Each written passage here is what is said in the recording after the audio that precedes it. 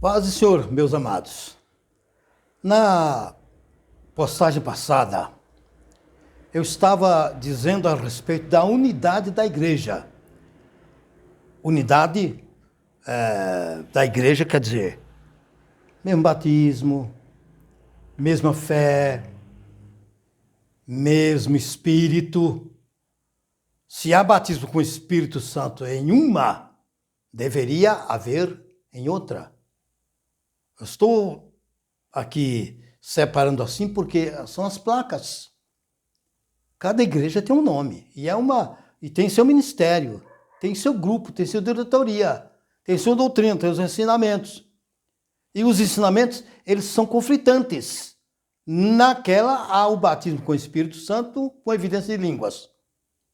Na outra, não há com evidência de línguas. Em uma outra, existe vamos dizer assim, o doutrinamento no que diz respeito aos usos e costumes. Em outra, não. Diz que não existe. Então, você percebe que a confusão, você percebe que, embora quando essas lideranças se reúnem, cita o Salmo que diz assim, quão bom e quão suave é que os irmãos vivem em união, mas que união é esta? União falsa? Um abraço de falsidade? Porque se sentares numa mesma mesa para discutir doutrina, brigam, discutem, dão murro sobre a mesa e vão dizer, não, nós estamos certos porque o meu líder vem lá dos anos 1500. Outro, não, porque a nossa igreja foi fundada e fulano de tal era profeta. E aí por diante. Então, há confusão e não é a mesma coisa. São Paulo, aqui em Romanos, no capítulo 16, aliás 15, nos versículos 5 e 6 diz ele, ora, o Deus de paciência e consolação vos conceda o mesmo sentimento,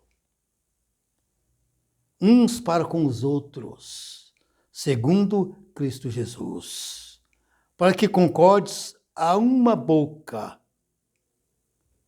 Está vendo? A metade do versículo 6. Para que concordes a uma boca. Quer dizer isso? Iguaizinhos. O que pregar aqui no Brasil, seja pregado na Europa, nos Estados Unidos, na Ásia. Mas não é isso. Aqui prega uma coisa, ali prega outra. Aqui, com a pluralidade de igrejas que existem, cada uma tem a sua doutrina, tem o seu modo de ensinar. E todas dizem que são de Jesus. Alguma coisa não está correto. Não está correto. Se alguém contraria o batismo dos apóstolos, ensinado pelos apóstolos, ensinou o seu próprio batismo por aspersão, como é que pode ser a mesma coisa? Não é a mesma coisa.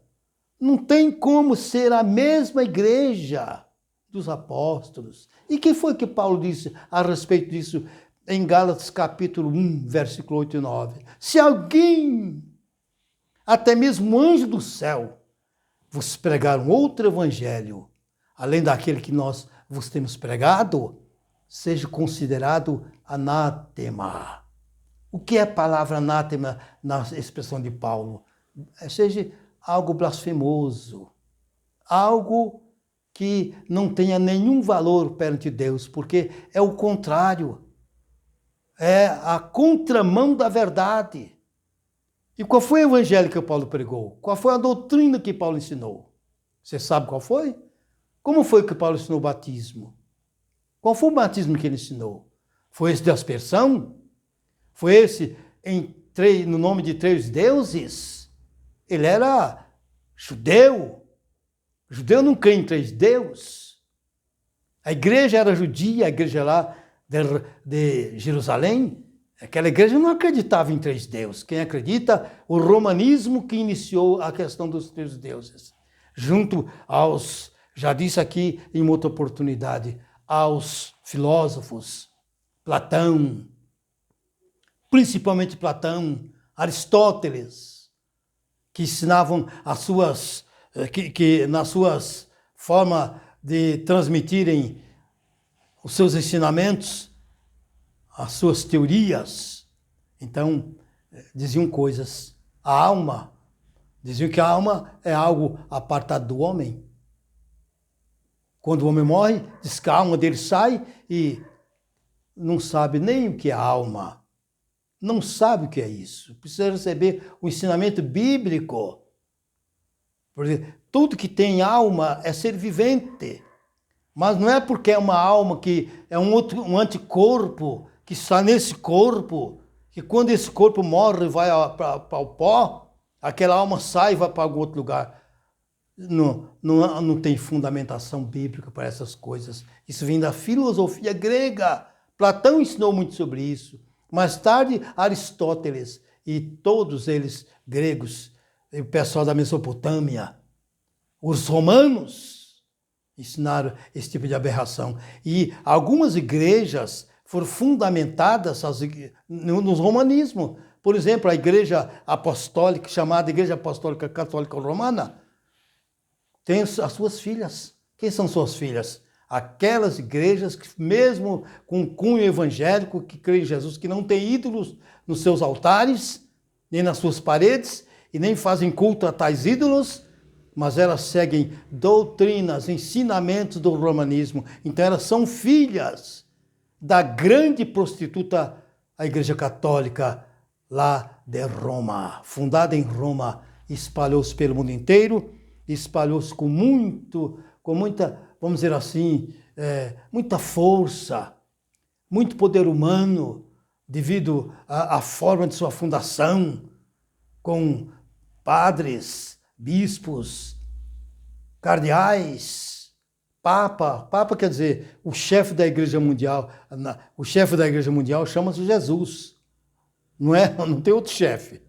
É o único que existe. Humanamente falando, pela forma como a igreja hoje se formaram, existe o quê?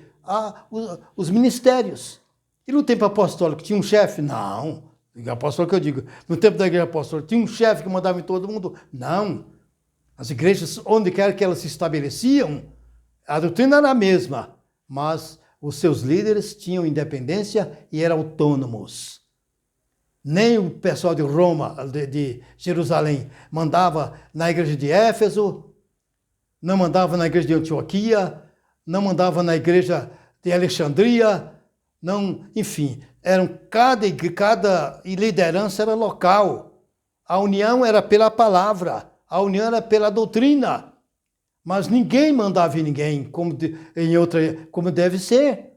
Agora, depois que criou-se um chefe, aí existe o quê? Aqueles que mandam e mandam com muito poder político, e a palavra deles de mandamento é como se fosse assim: se contrariar o presidente, está fora. E isso acontece todo dia, porque a igreja tem um formato deformado, deturpado.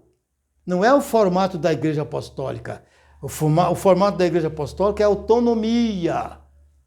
O documento pode ser um só.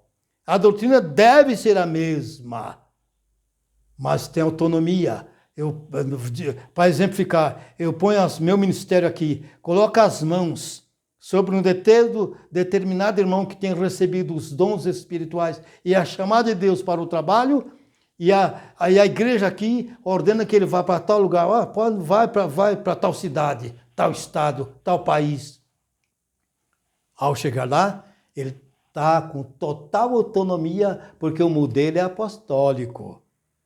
Eu não posso mandar no pastor que está lá eu não posso ser o chefe do pastor que está lá em Pernambuco, está lá no Paraná, que esteja em Santa Catarina, não. Ele é ligado aqui por um documento que não tem jeito de não ser ligado, mas ele é autônomo, e cuja autonomia é dentro da própria palavra. Ele não pode chegar lá e pregar uma coisa que aqui não prega. Aqui nós não pregamos sal.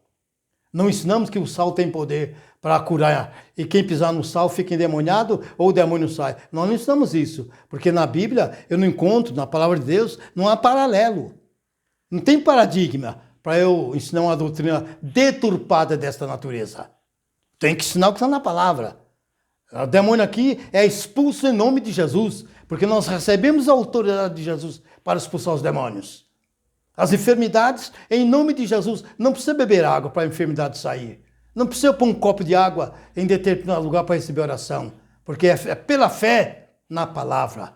E é pela autoridade da palavra, em nome de Jesus da Bíblia, em nome de Jesus, curarão os enfermos e expulsarão os demônios. Então não é com sal, não é com outros elementos da natureza, flores ou coisas semelhantes, mas é no nome de Jesus. Então esta igreja que se formar desta daqui, esse obreiro que vai ser ungido e levado e mandado para outra parte, ao chegar lá, ele vai agir com autonomia, igual à igreja do começo. Ninguém aqui vai mandar nele. Ele vai ser mandado por um documento chamado estatuto, uma carta, assim como a Constituição brasileira, chamada estatuto ou Constituição, diga o que você quer dizer, cujas leis estão encartadas ali. Existe um documento chamado de um mandamento, um documento total, onde todo mundo fica restrito àqueles ensinamentos que está implicitado naquele documento. E de onde saiu? Saiu primeiramente do tronco. Onde é o tronco? O tronco é aqui. Eu sou o iniciador desse tronco, dessa doutrina. Estou aqui, dando continuidade numa doutrina apostólica, não tenho participação com outras denominações, também não tenho nada contra elas. O meu assunto, eu prego o que Jesus mandou pregar, mas eu não tenho nada contra nenhuma outra denominação, porque eu não vim aqui para lutar nem contra a carne, nem contra o sangue. Não. Cada um ensina o que achar que deve ensinar, porém, nosso trabalho aqui tem que ser ensinado com responsabilidade, porque nós estamos cuidando de vidas, cujas vidas não custaram, da parte desse que vos fala, nada, a não ser pequeno sacrifício, mas o sacrifício, o sangue que foi derramado lá na cruz do Calvário foi de Jesus. Portanto, a igreja é dele, as ovelhas são dele, não são minhas, são dele. E essa doutrina da unicidade é porque a unicidade da igreja, essa que nós estamos falando aqui, é porque não existe hoje mais. Não existe, cada um prega o que quer, cada um ensina o que quer. Alguém está na sua igreja hoje, meu líder que está me ouvindo, discorda de você, vai ali, abre uma outra porta, desvia o ensinamento e lá ele muda um pouco, ele dá uma outra versão na igreja dele e vai dizer que aquela igreja também é do Senhor. Então Paulo disse aqui em Romanos 5, 15, 5, você acompanhou comigo.